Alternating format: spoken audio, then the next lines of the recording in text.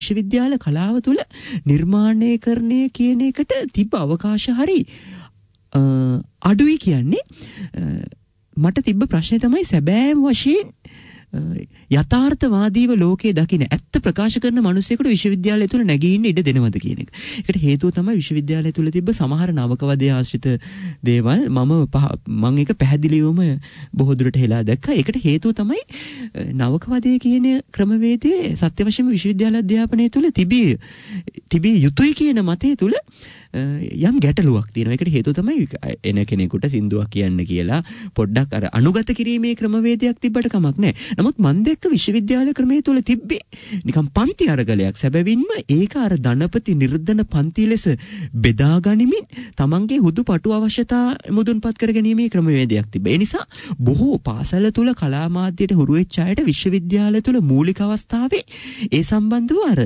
මේ ගමනක් හදාගන්න තිබ්බ අවකාශය ගොඩක් සීමා වුණා. මටත් ඒක වුණා. ඒ නිසා විශ්වවිද්‍යාල අධ්‍යාපනයේ මූලික අවුරුදු වල කලාව සම්බන්ධයෙන් අපිට තිබ්බේ පුදුම නීරස අත්දැකීම. නමුත් පසුකාලීනව අපි ඒකට අනුගත වීමත් එක්ක සහ අපිට රිසි මාර්ගයක් සකසා ගැනීමත් එක්ක විශ්වවිද්‍යාල ජීවිතේ රසවත් වෙන්න පටන් ගත්තා. හැබැයි ඉතින් මං හිතන හැටියට එක්තරා විදිහකින් ඒක වෙන්නේ නැති විශ්වවිද්‍යාලය කියන්නේ මොකද? විශ්වවිද්‍යාලය කියන්නේ කවුරු ජීවිතේ නිර්මාණය කරන තැනක් නෙමෙයි. ඒක අපි නිර්මාණය කරගත යුතු තැන.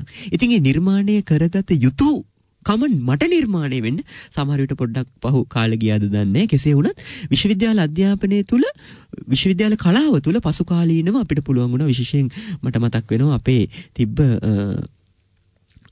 මම කියන්නේ ෆයින් ආර්ට් ඩිපාර්ට්මන්ට් එක. එතකොට ඒත් එක්ක අපි එකතු වෙලා සෑහෙන ප්‍රමාණයක් ඒකේ අපේ ආදරණීය ආචාර්ය මල්ලේ මට මතක් කරගන්න විශේෂයෙන් මනෝජ් සර්. එතකොට සර් එක්ක එකතු වෙලා අපි සෑහෙන ප්‍රමාණයක් කලාව සම්බන්ධයෙන් අලුත් අත්දැකීමක් එකතු කරගන්න යම්කිසි උත්සාහයක් දරුවා. ඒ කියන්නේ ලලිත කලා විෂය තුලත් සමහර දේවල් අපිට ඒකාකාරයෙන් ඔබ කිව්වාගේ අධ්‍යයනය කරන්න පුළුවන්. අපිට දුරකථන ඇමතුමක් තියෙනවා. අයිබෝවන් අනුරාධ. ඔව් කොහෙන්ද අපිට කවුද කියලා කියන්න? මම අම්බලන්තොටින් මොහන්. අම්බලන්තොට මොහන් කතා කරන්න. අදහසක් තමයි ප්‍රකාශ කරන්න තියෙන්නේ. ඔව්. මොකද අද සහභාගී වෙන එතුමාට අයබෝවන් කියලා කියනවා. ඒ පොත කියවලත් නැහැ. අද තමයි එතුමා ගැන දැනගත්තේ. මම අද වැඩසටහන ගැන නෙමෙයි කියන්නේ. මම නිතරම වගේ අද සෙන්සුරාදා වැඩසටහන ශ්‍රවණය කරනවා. මම දැකපු දෙයක් තමයි අපි ගොඩක් දුරට පාදක කරගන්නේ. අපිට අර බේස් එක වෙන්නේ ගොඩක් දුරට මේ සාකච්ඡාවේ එන අයගේ ගොඩක් විශ්වවිද්‍යාලය සහ පාසල තුලින් ඒගොල්ලෝ දකින දේවල් ඒ වලින් කොහොමද කලාව පෝෂණය වෙන්නේ නැත්නම් කලාව හැඩගස්ස ගන්න ඒ වගේ දේවල්.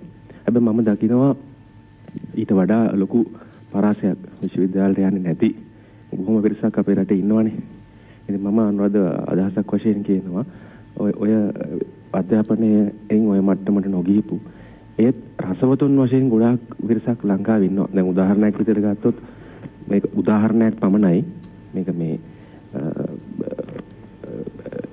දැන් කපුගේ මහත්තයා ගත්තොත් එයා ශබ්ද පරිපාලකයෙක් විදිහට තමයි ගුවන්විදුලියට සම්බන්ධ වෙන්නේ. නමුත් ඔහු මහා දුරක් ගියා. ඉතින් මම අදහසක් වශයෙන් කියනවා මේ සාකච්ඡාවල් වලට අර රසවතුන් ඒ කියන්නේ රසවින්දනය කළ හැකි වගේ අයත් සම්බන්ධ කරගන්න පුළුවන් නම් හොඳයි කියලා. බොහොම ස්තුතියි. අපිට ඒ අදහසට අපි ගරු කරනවා. ශරිදාසක්වාදයේ විදිහට මේ ලලිත කලා විෂය තුල ඉන්න හැම කෙනෙකුටම අපිට එකට ලැබෙනවා. තරුණ පරම්පරාව වෙන්න පුළුවන්. ඒ වගේම අපේ රටේ ඉන්න විශිෂ්ට නිර්මාණකරුවන් ඒ ඇසුරේ සමහර විටක මාධ්‍ය තුල සමහර දෙනෙකුට ඉඩකඩක් ලැබෙන්නේම නැති තරම්. ඒ නිසා අපි හැම විටකම උත්සාහ කරනවා. අපිට හැම ඉල්ලීම් තිබෙන අපිට ලිපි යොමු කරන පිරිසක් ඉන්නවා. ඒ නිසා අපි හැම විටකම උත්සාහ කරන්නේ මාධ්‍ය තුල ඉඩකඩක් ලබා දෙමින් සමාජයට ඔවුන්ගේ නිර්මාණය රැගෙන යන්න අවකාශයක් පාලමක් හදලා දෙන්න පුළුවන් නම් එතන නිරන්තරව අපි ඉන්නවයි කියන කාරණේ මතක් කරන්න කැමතියි. අද ලක්ෂාන්ත බ්‍රයන් ද සිල්වා අපිත් එක්ක සම්බන්ධ වෙලා ඉන්නේ. ඔහු බොහොම ප්‍රියයි මේ ගීතේ රස විඳින්න. ඔබටත් අපි රස විඳින්න ආරාධනා කරනවා. සඳකඩ පහන කැටයම් ඔබලා පාවෙන දේදුරු ලැබුම් ගනේ කැලතුණු රසය වෙන ආබුලක් අකුරු ඇලක් දෙහාදක ලියැයි යුගයෙන් යුගයට නොමියන දානක දිවියක පදනම මතු වෙද්දී නොපෙනෙන ඈතක ඈගෙන යනවා සියුමැලි කැකුලක් මැලවෙද්දී සියුමැලි කැකුලක් මැලවෙද්දී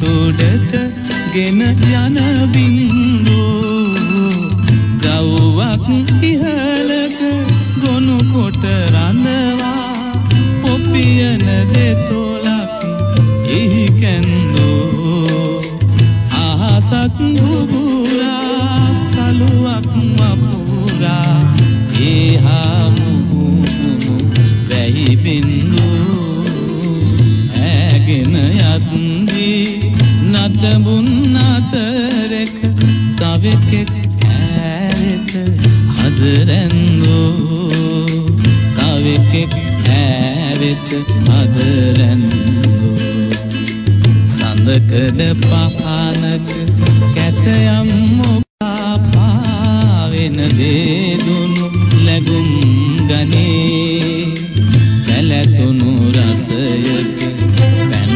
ආබුබුලක් අකුරු වැලක් දෙහාදක ලියැවේ යුගයෙන් යුගයට නොමියන දානක දිවියක පදනම මතු වෙද්දී නොපෙනෙන ඈතක ඈගෙන යනවා සියුමැලි කැකුලක් මැලවෙද්දී සියුමැලි කැකුලක් මැලවෙද්දී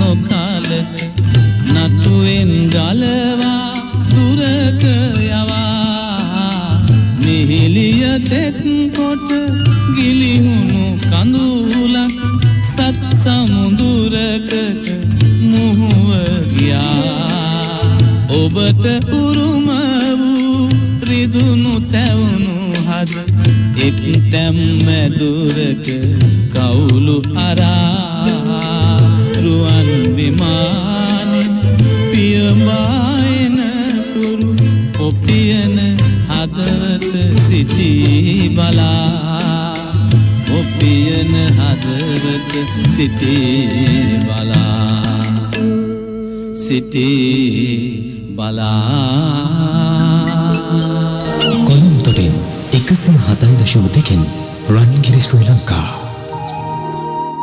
ශනිදා සංවාදය පෙරවරු 8යි විනාඩි 29යි දැන් වෙලාව මිතුරනි 0.66යි 22යි 83යි 600 0.66යි 22යි 83යි 601 අපේ දුරකථන අංක ඔබට පිළිවන් කතා කරන්න හද මේ අපි කතා කරන දේ පෝෂණය කරන්න ලක්ෂාන්තකින් යමක් අහන්න තියෙනවා නම් ඒ දේ පිළිබඳව අපි වැඩි කවිය පිළිබඳව අද දවසේ කතා කරන්න බලාපොරොත්තු වෙන නිසා ඒ ඇසුරේ ඔබට යමක් තියෙනවා නම් අපිත් එක්ක කතා කරන්න මේ ඉඩකඩ වෙන් කරවා ගැනීමේ හැකියාව ලැබෙනවා.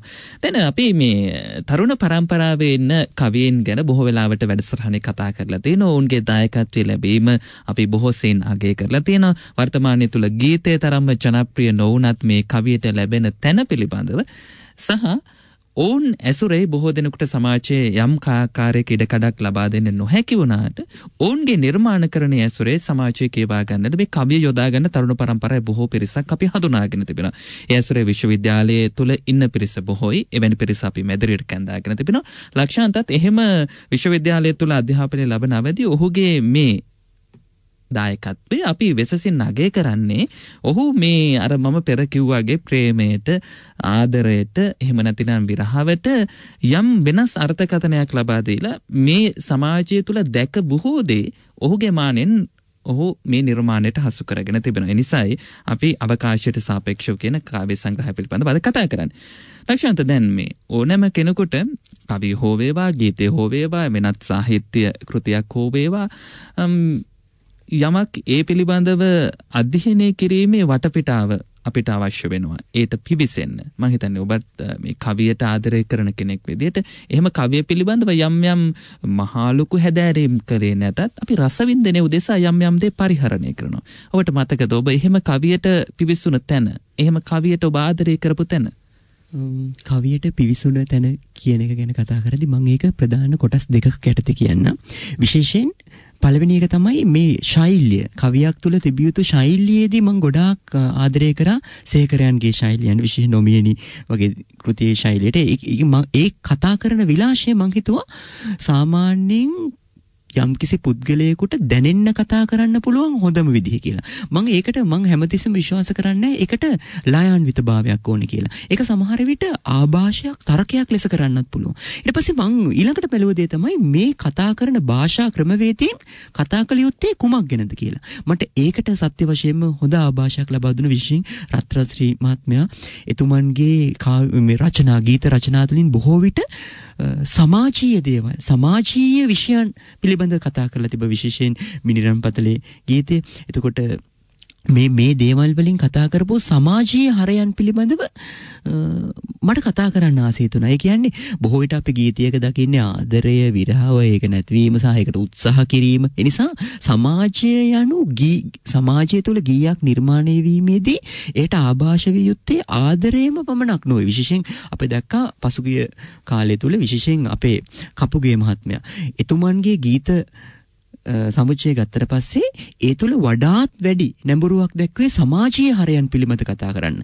මොකද අද වෙනකොට අපේ සමාජයට ආදරය, දයාව වගේ දේවල් පිළිබඳ කතා කරනවා වගේම යමෙකුට ගීතය ගැන අධ්‍යයනය කරන්න, ගීතය පිළිබඳ අලුත් විදිහට හිතන්න අර සමාජීය ආభాෂයන් පාදක කරගත් රචනා ශෛලියක් අවශ්‍ය වෙනවා සත්‍ය වශයෙන්ම. විශේෂයෙන් ඒ නිසා මටත් හිතුණා ඒ ශෛලියට යම්කිසි ඇල්මක් ලෙන්ගතුකමක් දක්වමින් ඒ ශෛලිය යටතේ රචනාවන් ඉදිරියට ගෙනියන්න. මට ඒකට මෙහෙම කියලා මේ නිශ්චිත මම ළඟ එහෙම මේ රාමුවක් නැහැ. නමුත් මම ඉතින් පළවෙනි අවස්ථාවේ තියා එහෙම ශෛලියකින් සමාජීය ගැටලු පිළිබඳ යම්කිසි ගලාගෙන යන වචන සමුදායකින් තර්කයට ලක් කරොත් ඒක හරි රසවත් වෙයි කියවන කෙනාට කියලා. දැන් අවකාශයට සාපේක්ෂව කියන මේ කෘතිය කියපුව කෙනෙකුට එන හැඟීමක් තමයි සමහර විටක මේට මේ දීර්ඝ රචනා තිබෙනවා.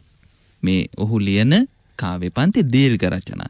සමහර විටක දැන් අපිට හිතන්න බෑ මේ ගද්‍යයද පද්‍යයද එහෙම නැත්නම් චම්පකාව්‍ය කියන මේ කොටසට අයද්ද මෙන්න මේ කියන ප්‍රභේද අනුව අපිට වෙන් කරන්න බෑ ලක්ෂාන්තගේ කවි මේ පොතේ තියෙන. ඒ නිසා ඔහු මේන් වෙනස් වෙලා ඔහුට උචිත විදිහට ඔහුට කියන්න අවශ්‍ය කාරණය ඔහු ඊටාම නිදහස්ව කියන්න උත්සාහ කරලා තිබෙනවා. මොකක්ද ලක්ෂාන්තයකට කියන්නේ? ඇත්ත වශයෙන්ම ඒක මම හිතනවා මම එක කවියක් කියන්න. එතකොට මම හිතනවා ඒක මට ඒක පිළිබඳව මටත් නිර්වචනය කරගන්නවට වඩා එතකොට යම්කිසි අදහසක් ගන්න පුළුවන් මේ ඔබටත් මම මොනවද ගියේ දෙයක් ගැනද මේ තර්ක කරන්න උත්සාහ කරන්න කියලා. දැන් මම පොත පටන් ගන්නකොට මම කැමති උනේ මිනිසාගෙන් පටන් ගන්න. එතකොට මට මිනිසා ගැන තියෙන නිර්වචනය මේකයි. අන්තර් අභිජනනයෙන් බිහිවන සරු ජනිතයේකී ඔහු විද්‍යාත්මකව අන්තර්ජාතිකව ඵලදායී වූ ශ්‍රම ඒකකයේකී ඔහු ආර්ථිකව අන්තර් සම්බන්ධතා ජාලයක් මත කේන්ද්‍රීය නියමයකී ඔහු සමාජීයව ඒත් අන්තරා වූ එකෙක්දයි මට සිතේ ඔහු මිනිසෙකුව. නිරීක්ෂකයෙක් ප්‍රෝටෝන නියුට්‍රෝන වල සිට චක්‍රාවාටයන් පුරාවට තම දැක්මෙන් නියමයන් පතුරන එහි වර්ධනීය අවස්ථාවයි එසැමගෙම ඕපා අපාමවාපා විකාශනය සන්නිවේදකයකි වචනාර්ථයේ භාවමය නිරූපණයතෙක් කොතෙක් දුරවීද මවයි සජීවීව හා රූපමයව එහි ඉදිරි දැක්මේ කලාවෙන් ලේට කිරටද වෙළඳ අගයන් අසුරන. ওই විදිහට කතා කළ මම අන්තිමට ඉවර කරන්නේ සිරිත් විරිත් වෙනුවට සිරිතට විරිත්තමින් ශිෂ්ට ආචාරයේ විචාරය කරමින් සංස්කෘතියට ශරීරාකෘත කරමින් ඉදිරියට ඇදෙන ඔහු නුදුරේදීම ජයකනුව පසු කරනු ඇත. එදිනට